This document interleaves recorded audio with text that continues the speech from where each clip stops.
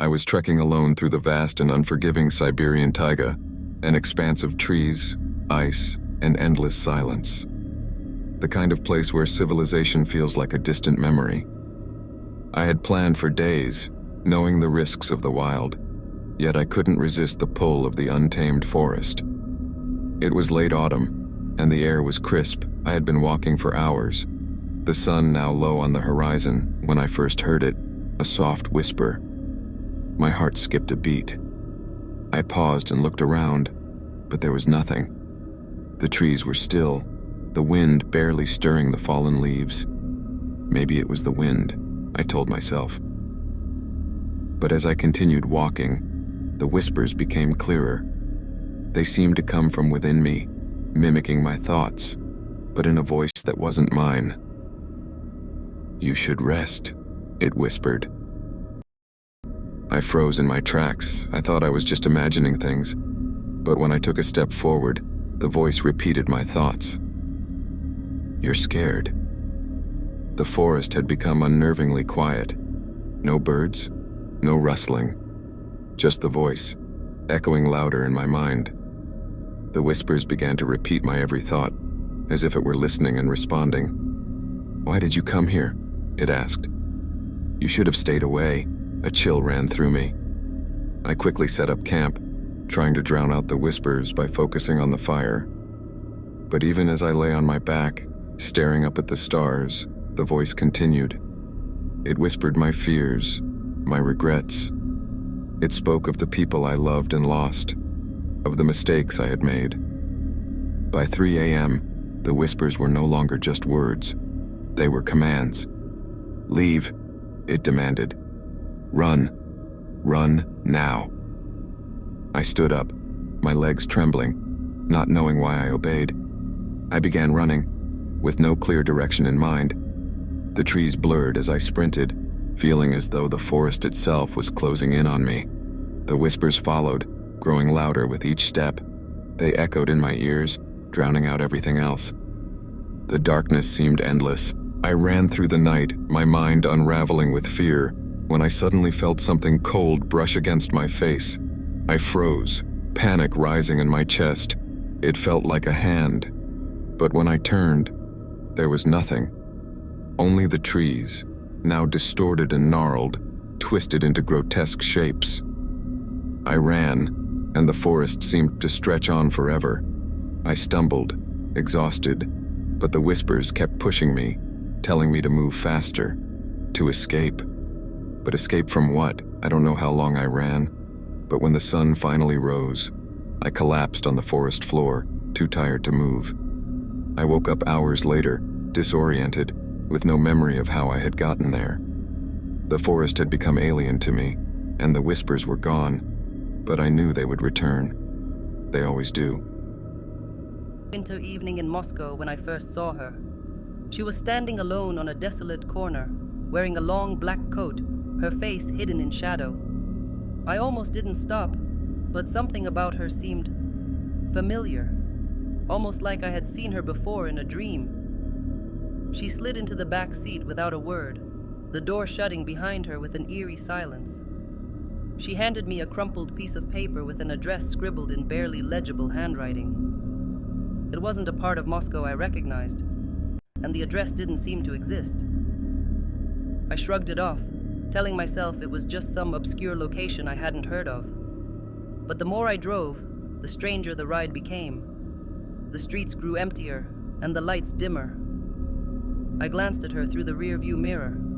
She was sitting perfectly still, her face hidden beneath the hood of her coat, her eyes unnaturally large and dark, like black pits. My heart started to race. I asked, "Are you sure this is the right place?" She didn't respond, but I saw her reflection in the mirror. Her mouth was twitching upward, forming an unsettling smile. That's when I noticed her eyes, pure black, no whites, no pupils, just a void. My hands gripped the steering wheel tightly, and I could feel the temperature in the car dropping. The silence between us became suffocating, and I began to feel lightheaded.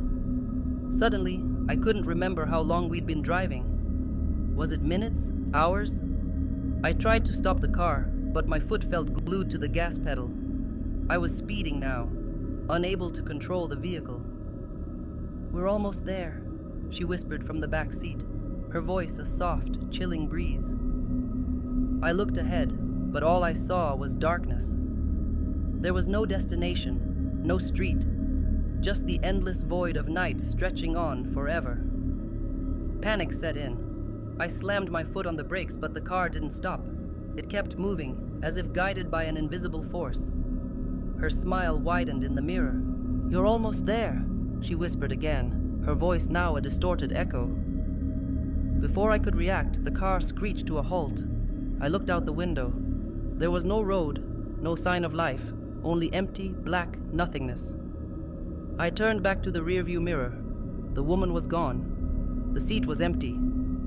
I slammed the car into reverse, my hands shaking violently. But when I looked out the rearview again, the woman was standing right behind me, her black eyes staring straight into mine. I floored the accelerator, speeding away, but I couldn't escape the feeling that she was still watching me. I haven't been able to drive at night since.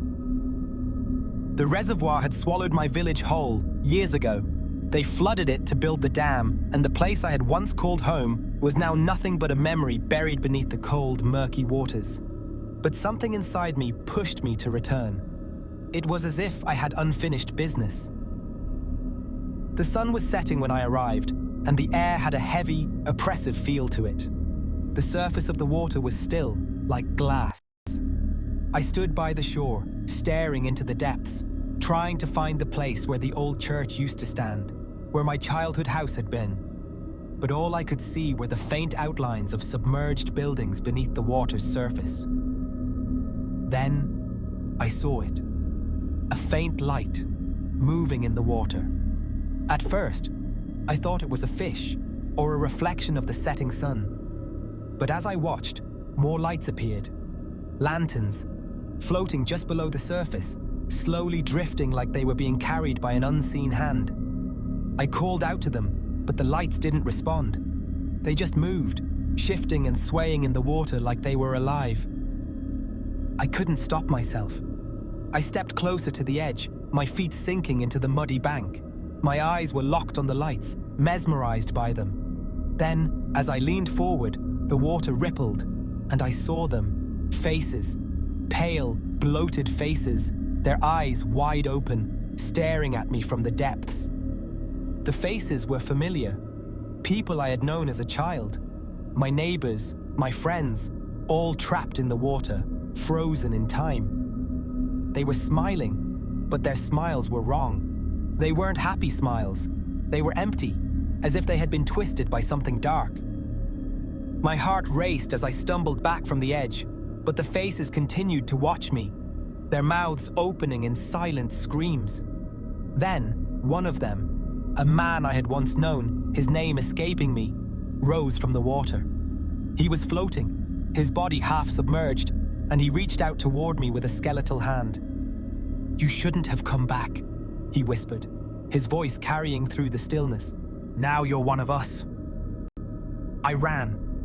I didn't look back, but the faces followed me, their glowing eyes burning into my soul, their whispers following me all the way back to the car. I never went back again. I don't think I could survive it a second time.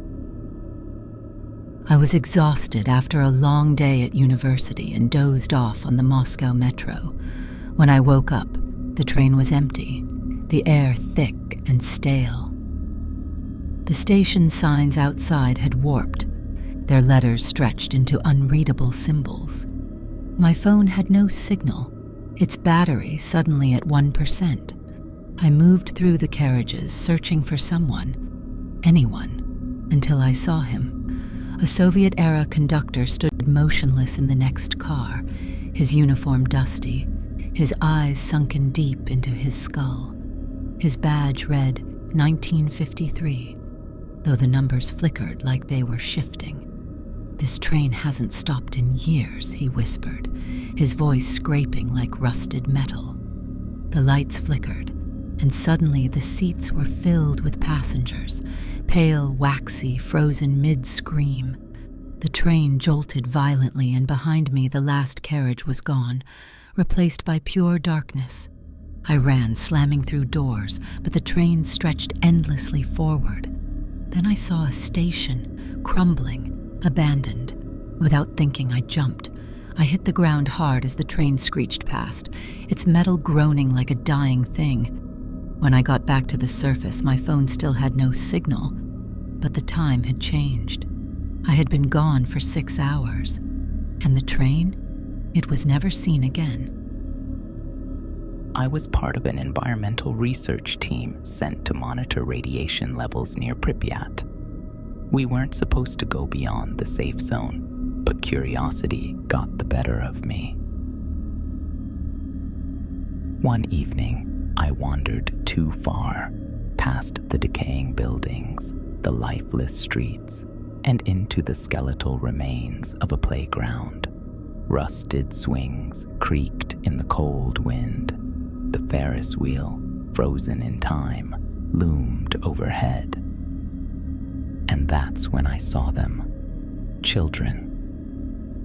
They stood among the trees, barely visible through the mist.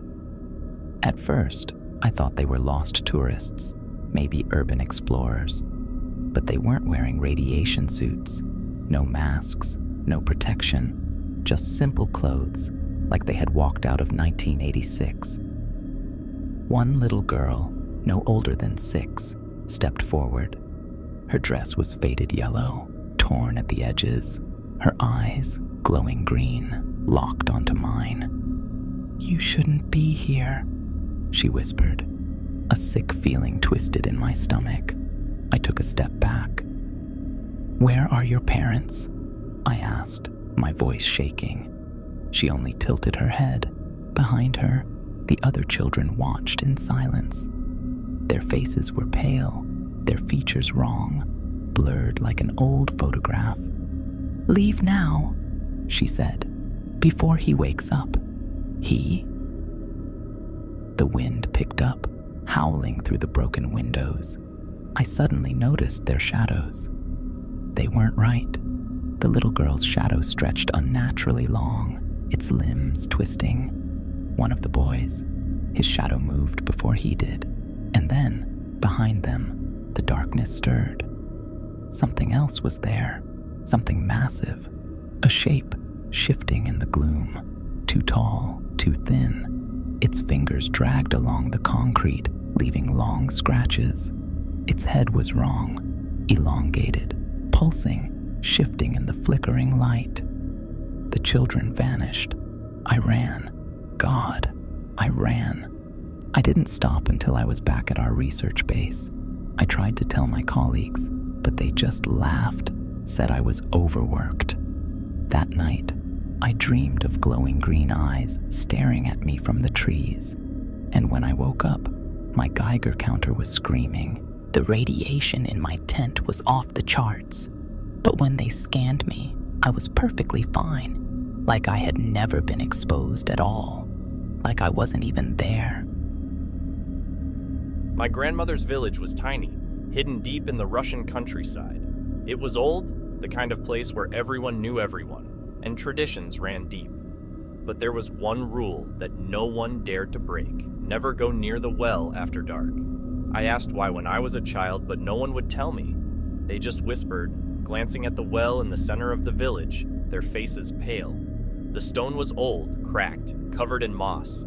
At night, it looked like a mouth, yawning open into the earth. One summer, when I was staying with my grandmother, I got curious. I waited until midnight, slipping out while she slept. The village was deathly silent, the only sound the soft creaking of trees in the wind. The well stood in the moonlight, its black depths swallowing the light. I leaned over the edge. At first there was nothing, just darkness. Then, something moved. A faint sound, like wet breathing, echoed up from the depths. My stomach turned. I stepped back, and then something spoke. Hungry. A pale, skeletal hand shot up from the darkness, fingers too long, nails cracked and filthy. I stumbled back as another hand appeared, then another, and another. grasping at the edge of the well, pulling something up. I ran. The next morning, I tried to tell my grandmother what I saw. Her face went white. "You shouldn't have looked," she whispered. That night, I heard it again. The wet breathing, the whispering, and something scratching at my window. I didn't sleep until the sun came up. I never went back to that village again. I moved to Moscow for work, and my budget didn't leave me many options. The apartment I found was cheap. Too cheap.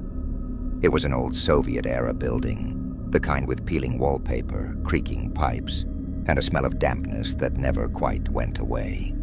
But I didn't care. It was just a place to sleep.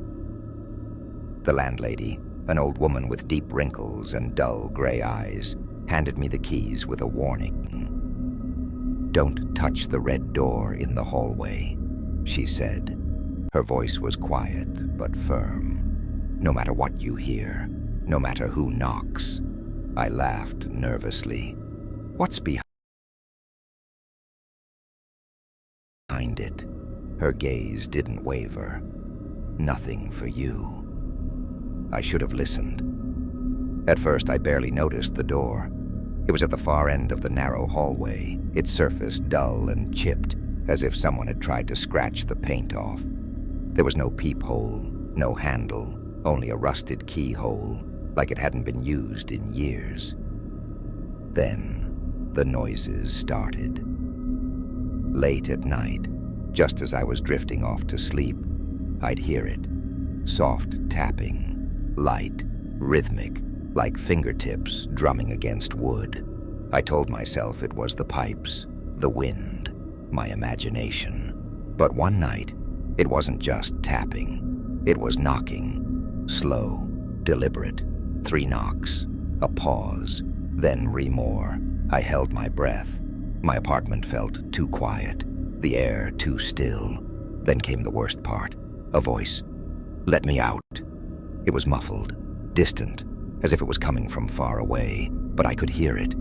A woman's voice, weak, pleading. I stayed in bed, staring at the ceiling, my body frozen. The knocking didn't stop for hours. By morning, I convinced myself I had dreamed it, until I checked the hallway. The red door was different. The scratches on its surface were deeper, almost like claw marks. And below the keyhole was a streak of fresh red. Blood. For weeks, I tried to ignore it. I kept my head down, refused to look at the door as I passed, but the knocking came every night. And the voice, it changed. Some nights, she sobbed. Other nights, she laughed, low and breathless, like she knew I was listening. Then, one night, she said my name. I sat up in bed, my blood turning to ice. I had never told anyone in the building my name. That was the moment I broke. I grabbed a flashlight, stepped into the hallway, and stood in front of the red door. My breath came fast and shallow. The air smelled damp, like rotting wood and something metallic. I bent down, bringing my eye to the keyhole. At first, I saw nothing, just darkness. Then, a flash of movement. A pale eye stared back at me, bloodshot and wide, the pupil so dilated it swallowed the iris. It blinked once, slow, deliberate. Then the voice, right against the door. "I see you." I stumbled backward, my flashlight shaking. The knocking started again, but this time the entire door shuddered, like something on the other side was throwing itself against it. The wood groaned. The hinges rattled. I ran back to my apartment. By morning, and the hallway was silent again. I didn't sleep. The red door was still there, but something had changed. The keyhole was gone. I moved out that same day. The landlady didn't ask why. She just nodded, like she already knew. As I walked down the street with my suitcase, I glanced up at my old apartment window, and there, watching me from the shadows of the hallway, was a single, pale eye. The knocking never stopped. Not for me. Not for whoever moved in after. And some nights, when I'm alone, I still hear it. 3 knocks. A pause. 3 more. Let me out. I found the apartment by accident. It wasn't listed online, just a faded "for rent" sign hanging crooked in the window. The landlady was eager to give it away. Too eager. Cheap rent, no deposit, and she didn't ask many questions. Maybe that should have been my first warning. It wasn't much, just a cramped 1-bedroom in an old Soviet building. The kind with yellowed wallpaper, dim lighting, and pipes that groaned in the walls like they were alive. But I didn't care. I just needed a place to sleep. I only noticed the corner after I moved in. It was in the bedroom, near the closet, a dark, empty space, just large enough for someone to stand in. No light ever seemed to reach it. Even with the lamp on, it remained dimmer than the rest of the room. Like the shadows, they were thicker, heavier. At first, I ignored it. Until the smell started. It came at night, a thick, rotting stench, like meat left out in the sun. I checked the fridge, the pot, even tore apart the walls looking for a dead rat. But there was nothing. Still the smell lingered.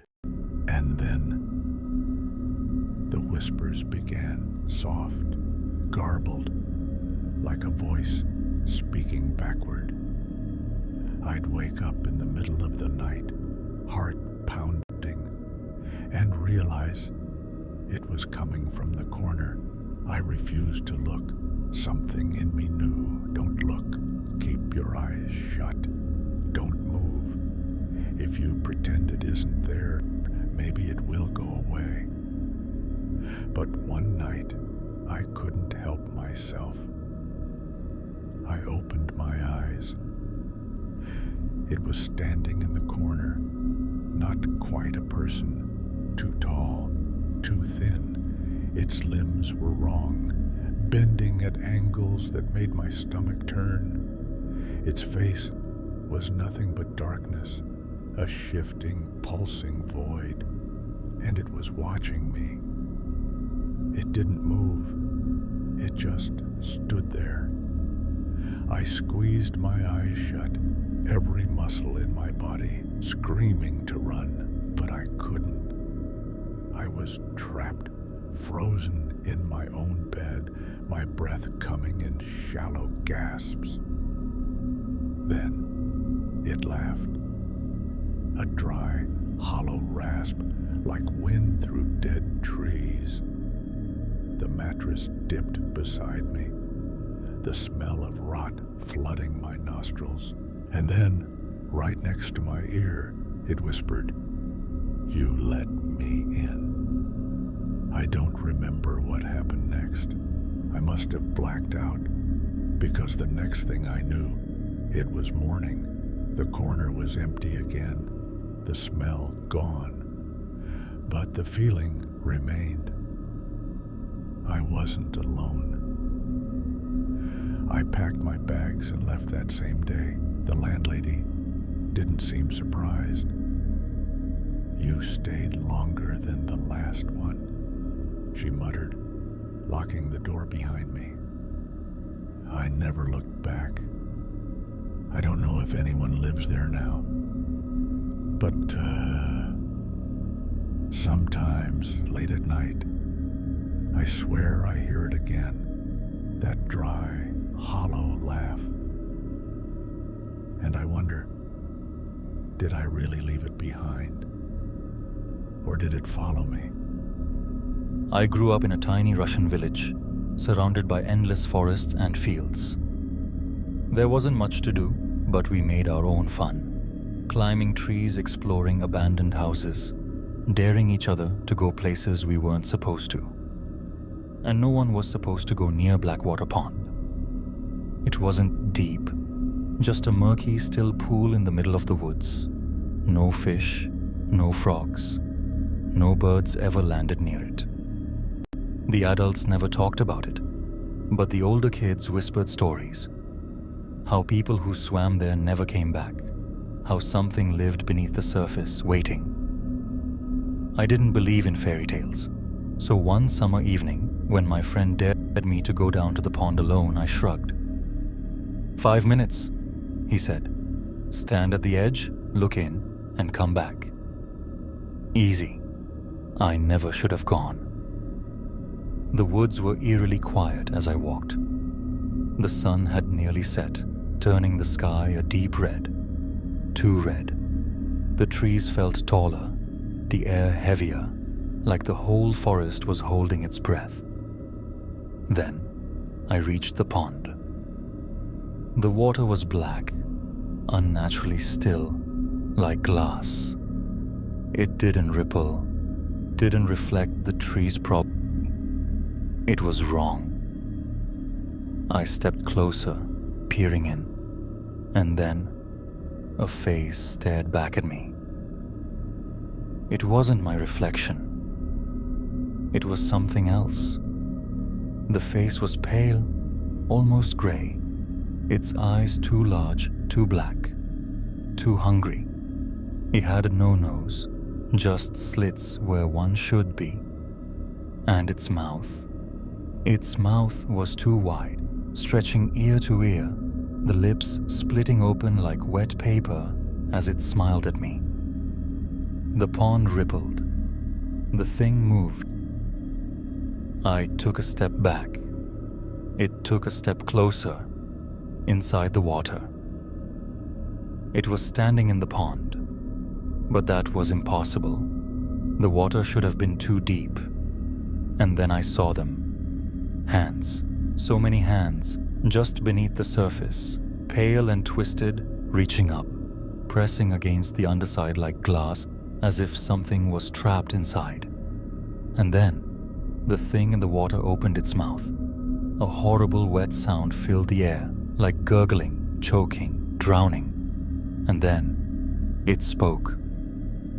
Come closer. A hand shot out of the water. I ran. I don't remember how I got back. My lungs burned. My legs ached. But I didn't stop until I reached my friend, screaming that we had to leave. He laughed at first, until he saw my face. I never told him what I saw.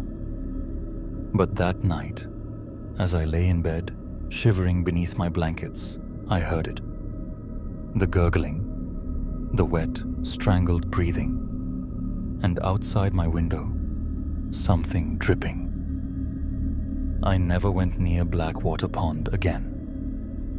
But I don't think that mattered, because now I dream of it. And in every dream, I'm standing at the water's edge, unable to move, watching as something slowly crawls out.